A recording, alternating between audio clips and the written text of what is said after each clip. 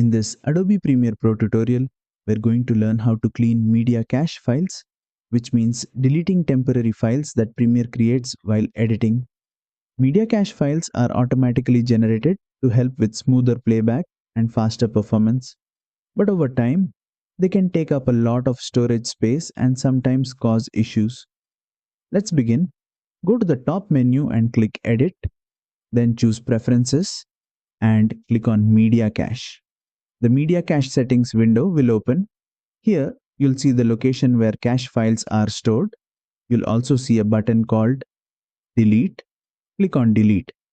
Now you'll see two options: Delete unused media cache files, delete all media cache files. If you want a safe cleanup, choose Delete unused media cache files. If you're troubleshooting issues or want a full reset, you can choose Delete all media cache files. Click OK. Premiere will remove those temporary files.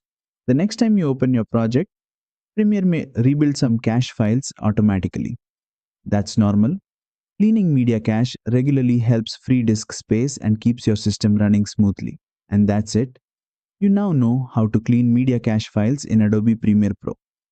If this tutorial helped you, don't forget to like, share, and subscribe for more Adobe Premiere Pro tutorials.